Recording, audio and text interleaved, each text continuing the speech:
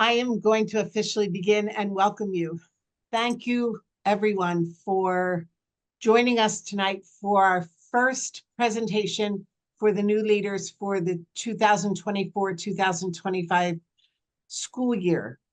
We are very honored to have Sister Pat Talone with us. And as you just heard, she has a wealth of background to share with us. But Sister Pat comes to us as a consultant, a lecturer, and a writer in the areas of mission, ethics, and formation. From 2003 to 2016, Sister Pat was the Vice President for Mission Services at the Catholic Health Association of the United States.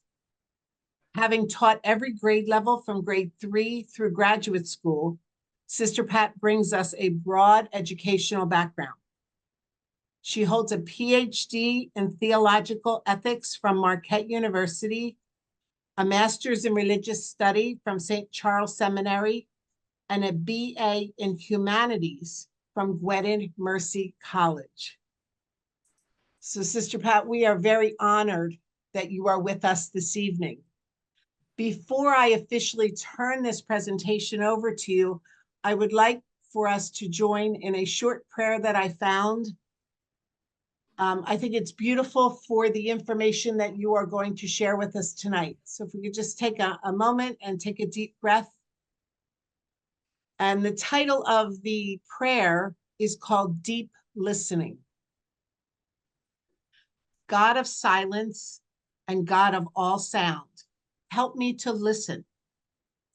Help me to do the deep listening to the sounds of my soul, waiting to hear your soft voice calling me deeper into you. Give me attentive ears, ears that begin to separate the noise from the sounds that you are.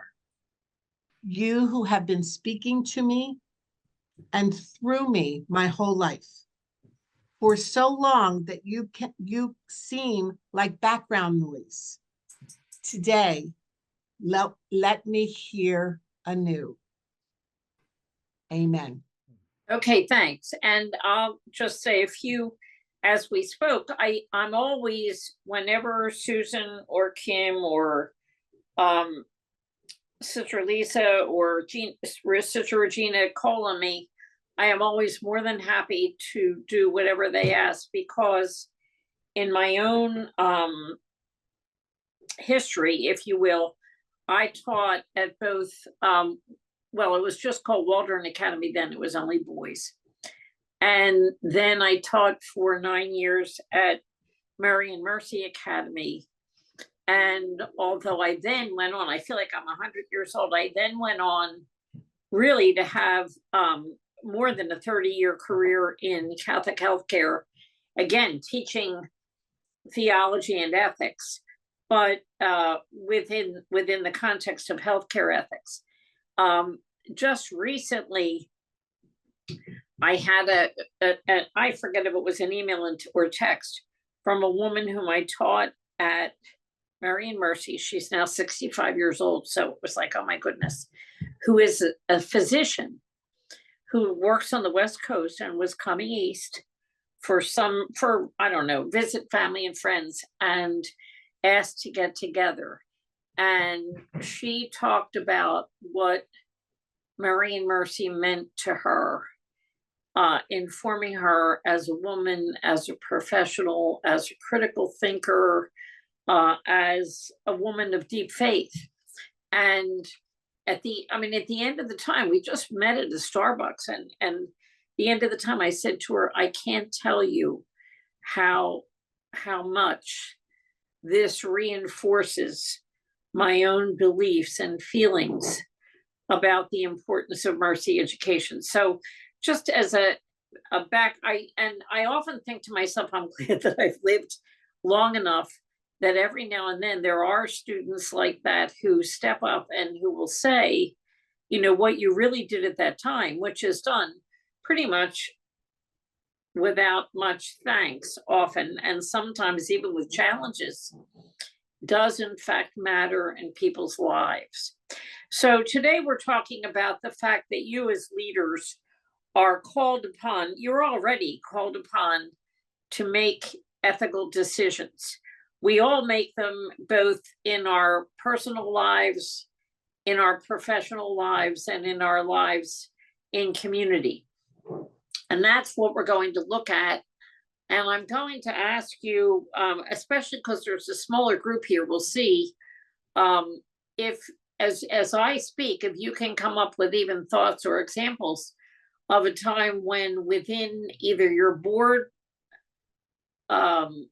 experience or your administrative experience, you were faced with something that you knew was a difficult ethical decision. So Susan, next. This is not just a mercy thing, obviously, making ethical decisions. And it's also not a new thing. I put Pythagoras here because, of course, my own minimal knowledge of Pythagoras goes back to sophomore year in high school in geometry, and the Pythagorean theorem, and an understanding that he was a tremendous mathematician, but he was also a philosopher. And one of the things that he wrote about was the fact that the choices we make are the hinges of destiny, both our own personal destiny, perhaps the destiny of the school or institution for which you serve, and also many times of our nation's destiny, which we recognize very much. Next. The decisions that we make, and this is really, really important, determine not just what we do, but who we are. So this is not just a focus on actions or behavior, but it is more importantly an emphasis on character, on our character and our integrity. An example of this is years ago when I was studying moral philosophy, one of the things that I remember the textbook saying, if you see a child that is cheating on a test or something, you don't say to the child, you are a cheater, even though you probably caught them in the act. But instead, you say to them, tell me why you did that. Why was it so important to you that you do well in this? And then eventually move them to recognize that someone who cheats over and over, who acts in that way, becomes, in fact, a cheater. But one act of cheating does not make the person a cheater. And we need to be aware of that. But we need to be aware also that the kinds of choices we make, in fact, shape who we are. Next. What we decide determines how we act, which determines who we are as individuals and as a community and as a society. And again, in your roles, we very much emphasize, there's big discussion in philosophy today that I shouldn't get into, I guess, but about, can an institution have a moral character? And it used to be that philosophers would say no to that. However, I think we know now, any of you who are business people would remember the name Enron. So Enron had a culture of dishonesty, of a lack of integrity, and ultimately Enron fell apart. I think we also know, frankly, within our own Catholic Church, the actions of the bishops who turned their heads at the sexual abuse of minors, in fact, has done a great deal to change the attitudes of the faithful about who they are and who the church is, so that the consequences of what we decide really do determine who we are. And in many cases, it's not that we can't turn that around, but it's a tremendous, tremendous challenge. The pressing Next, please. Pressing ethical areas of concern then are personal or individual, those relating to community or family. When I say community here, I'm thinking again of particularly of your school community, and then relating to society. So just sort of keep those in mind. Next, the other thing that I want to emphasize now, obviously, this is a crime scene. For the people in Argentina, I'm sorry, this is what the police put up if something has occurred, anything from a car accident to a serious crime. But why I am using this is because I want to say there is no such thing as an ethics-free zone. Ethics carries over into family, into sexuality, into friendships, into academics, our work, our business, the commercial arena, if we are in business, political, civic, neighborhood, environmental, and the world. I mean, it is all around us.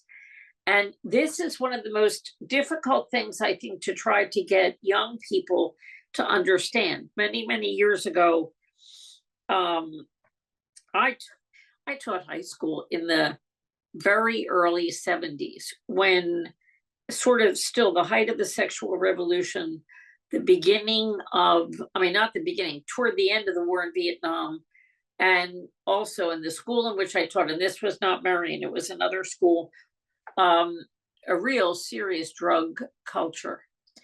And I can remember having a conversation with a student, a female student, who was having a sexual relationship with a young man who was older than she. And she was rebelling against everything and thought this was the greatest thing in the world. And when I talked to her about consequences of her actions, she said to me, it's not hurting anybody else. Nobody else knows it. I'm not telling other people. And, it's just between the two of us and we really love each other. So I said, I mean, you can't, I could have talked forever and ever, didn't change it. I kept in touch with her, however, because I knew she was searching. And several years later, it was at least 10 years later, she had married to a wonderful man and had her first child. And when she had the first child, the doctors discovered that she had a latent STD, sexually transmitted disease, pelvic inflammatory disease. And that they told her that it would be probably impossible for her to get pregnant again. She got pregnant the second time and was with great difficulty. She was a high-risk pregnancy, was able to deliver the second child. And the husband called me after that because she could not have any more children, really. I mean, it was very definite. And I went to see her and she cried and she said to me, do you remember when you said to me that my actions, with so-and-so could affect other people, even though I didn't see that?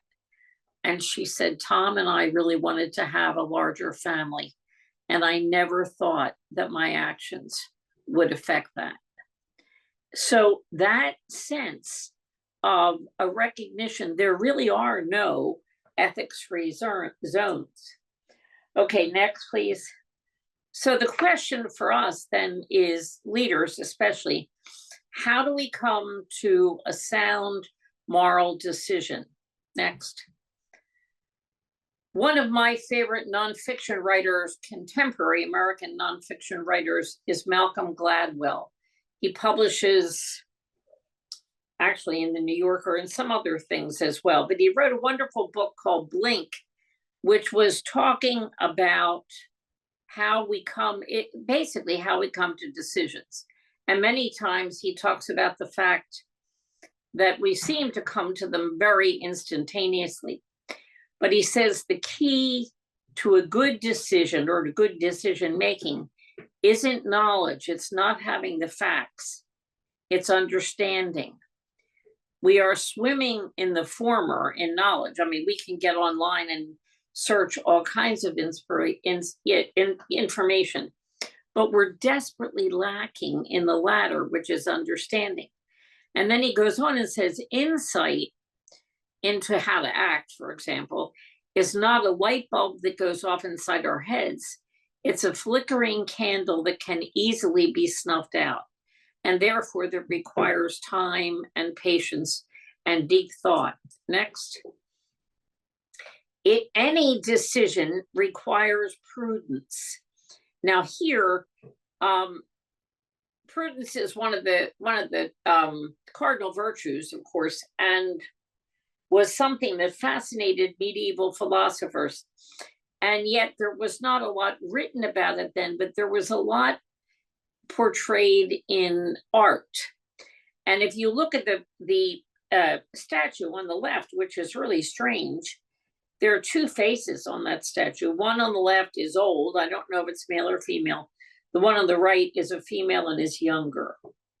So this medieval notion of prudence usually depicts prudence as a female, which I like. But in this case, she has two faces, one forward and one backwards. So she is always looking to the back, evaluating decisions from the past, looking to see how this action fits within her own history, but then also always having to look forward to think in terms of consequences of her acting. The second image of prudence is she's depicted often with two instruments. One is a mirror, and you can see that there she is looking in the mirror. But in the other hand, and I can't really see it clearly in this one, she's frequently shown with something in her hand that I would call almost like a kitchen colander or sieve, in which she takes let's say the thoughts or the issues before her and puts them around and around in that sieve to try to sift out the good from the bad. Prudence, we're told, and again in the medieval teaching, prudence doesn't ever rush into a decision, but is judicious. She seeks counsel from other persons who are wise or experienced. And she weighs all of the options before her and then looks at the possible consequences as much as she can.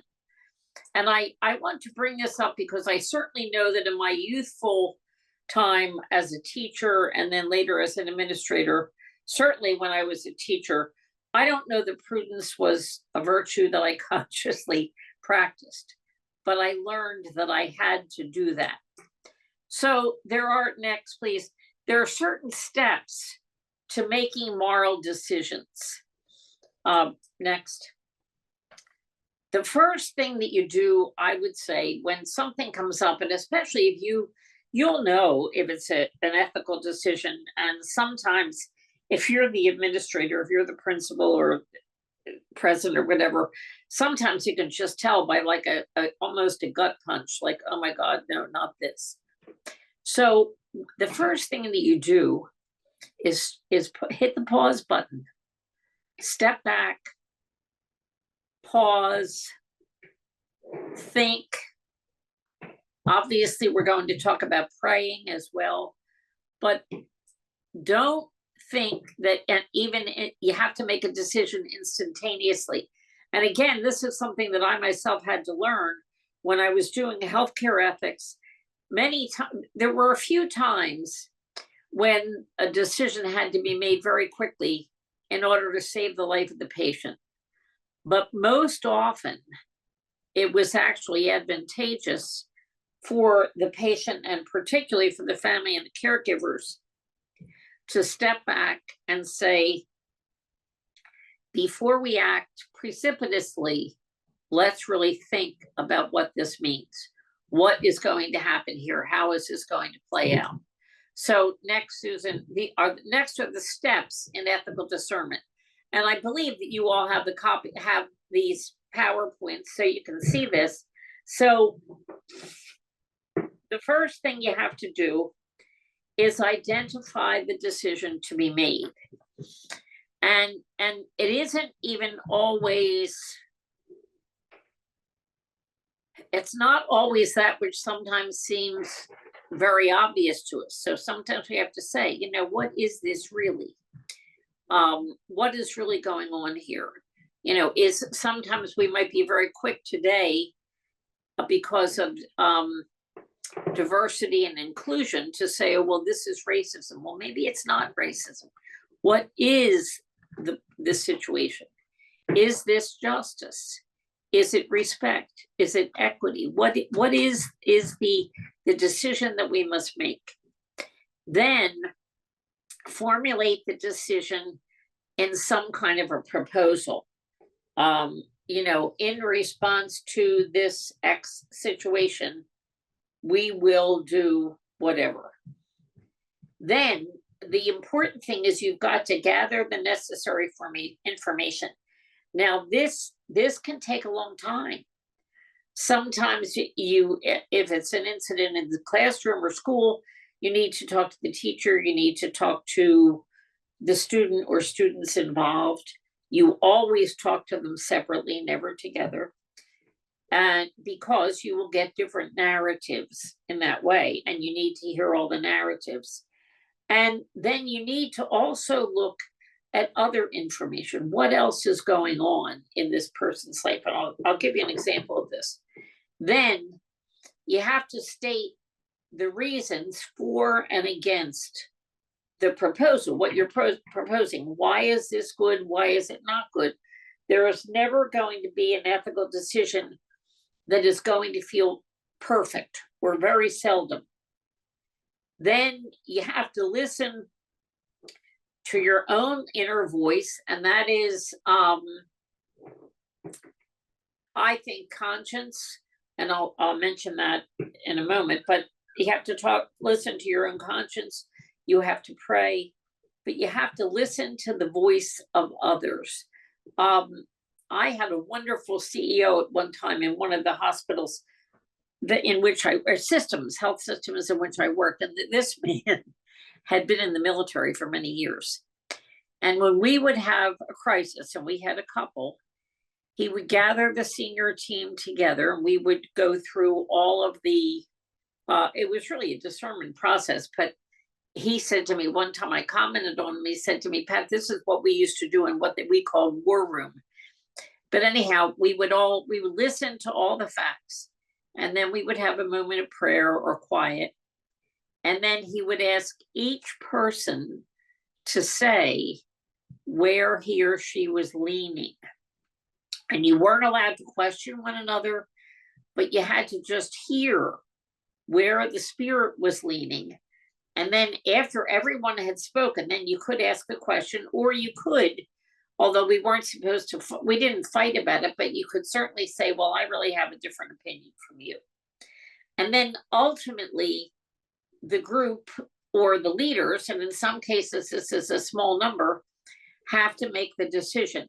Now, even another step that I think comes after this is, I think you have to write it down, obviously. You have to say, how are we going to talk about this? Not just public relations, but how we need to be, as a senior team, you need to be on the same page. And we need to really work that out. And then the other thing that I think is really good to do, and those of you that are on the boards, I think maybe once a year at an annual board retreat, you need to look back over the year and say, what are the key decisions, moral decisions, or ethical decisions that we have made? And if we had the opportunity again, is there anything we would have done differently? And so we have to assess those situations periodically. And I want to emphasize, this is never to cast blame. It is always to say, how do we move forward? So it's not Monday morning quarterbacking in football language. It is, in fact, assessing how well has this played out? And if we had the opportunity again, is there something else that we would do, or I would do?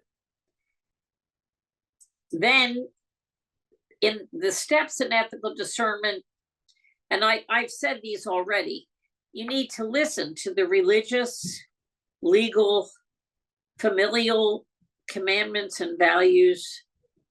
You need to consult the valued advisors and counselors. And when I say friends here, in decisions that are faced in a school, I think you've got to be very careful about this. What I really advise most principals or presidents is that they should have some kind of a professional coach or mentor. It could even be a spiritual director. I don't care who it is, but someone with whom they can be totally honest, but who is going to give them honest feedback. You don't talk to every teacher in the school. You ask opinions, but you don't go and seek counsel from every person in the school. And then obviously you have to listen to your own conscience. You need to ask, what are the potential consequences of this action? And then take the time to ask, are there any unforeseen consequences to this action? And then lastly, you do need to say, to whom am I accountable? I mean, there are times when you need to speak to call Sister Lisa at Mesa. You may need to talk to, some of the people on your board. That depends. Certainly, if there's the president of the parent teachers group, again, they don't need to know all of the information, but they need you need to have open communication. Next. You obviously, and I've said this already, the next, if you can turn, Susan, the next one, the picture of the girl praying, actually woman praying. And I love this because she's sitting in her kitchen praying. This is not, you don't have to go to chapel for this. This is just sitting down in a quiet place. Obviously, I don't know where her kids are, but they're somewhere, and she's able to be quiet. Take the time to pray, to think in terms of your own conscience. Vatican II's documents, I think it's Lumen Gentium, speaks about conscience as the secret core and sanctuary of a person, where the individual is alone with God. So you need to go to that place and really pray about it. Next. I put this one in, the people in Omaha, I hope you recognize this statue. This is from St. Mary's College in Omaha, and I love it. It's their, if you will, their logo. It's called the Walking Woman.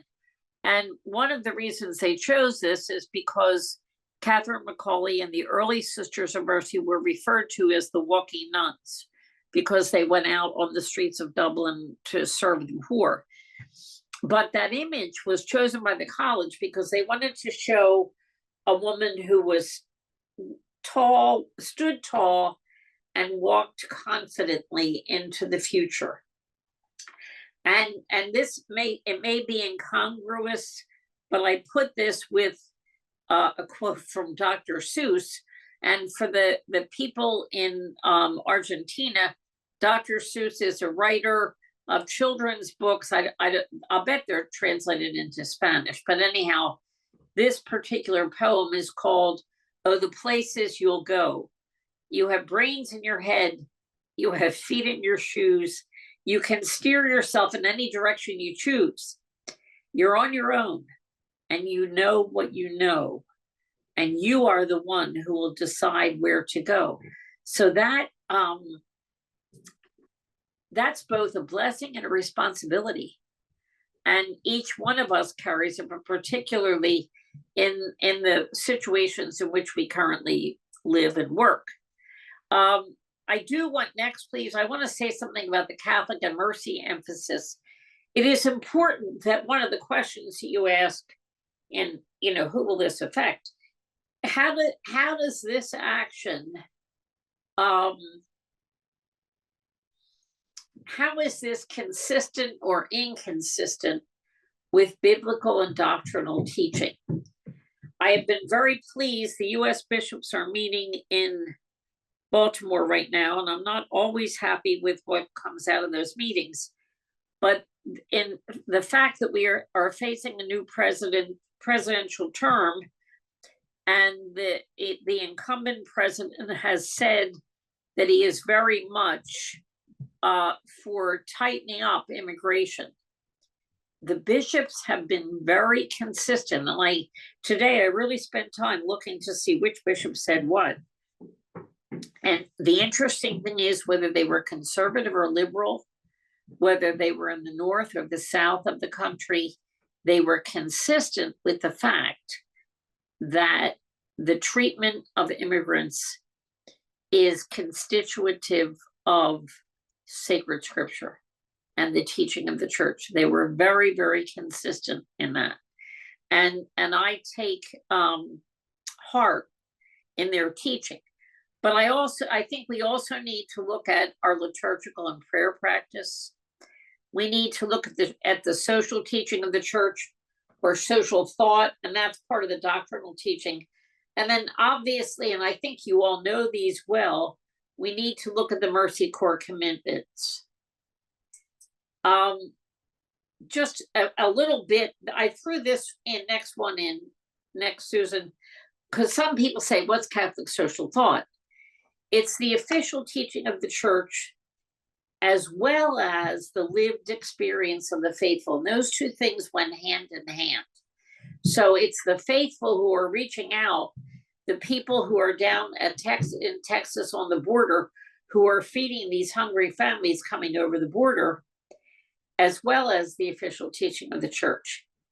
It's the themes that we see throughout church teaching. It's an embodied tradition. It's not just in our heads. It's an integral part of the faith and the intellectual tradition. It's not simply a political slogan. We need to emphasize that more than ever. It's a living tradition. It will grow and change as the world changes, as the environment changes. And Catholic social thought is accessible to all persons of goodwill because it's based on scripture. Much of Catholic social teaching is also constitutive of Jewish thought as well. So it's not that we own it.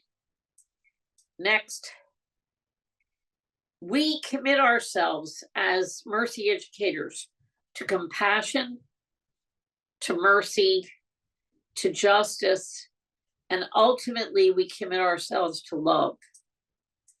The next picture that I put in here, I'm not going to spend a lot of time on this, but I love this because it's the image of it's Rembrandt's rendition of the prodigal son.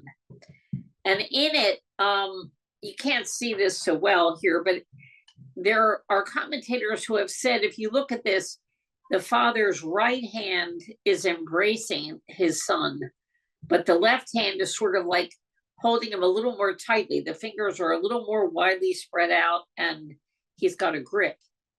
And so it's an expression of compassion and mercy, but as well as, I don't want to say a firmness, but a call to do better.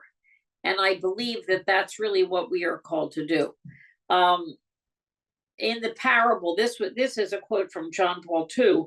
In the parable of the prodigal son, the term justice is not even used once. Justice in the original text, the term mercy is not used. Nevertheless, the relationship between justice and love, or mercy, love that is manifested in mercy, is inscribed with great exactness in the content of this gospel parable. So now, you know what, next I have ethical case analyses, but I think I'd like to stop first, Susan, if we can see one another. And then if people have either, it doesn't have to be questions, you can have comments, and then we'll move into possibly some cases. The other thing I want to say to you, and I mean, I think you may know this from Sister Lisa Griffin and all of the both Kim and Susan on here. If something comes up at your school that is kind of an emergency, and sometimes this does, You can, just pick up the phone and call them and we'll do a consult. At one point, we had a whole committee that was like the ethics committee that would look at certain issues. And because of COVID, that kind of fell apart. Some of the people moved on to other jobs or retired. And so, but in the meantime, if something came up, I would be more than happy to at least help to raise some questions. Thank you, Sister Pat. Awesome.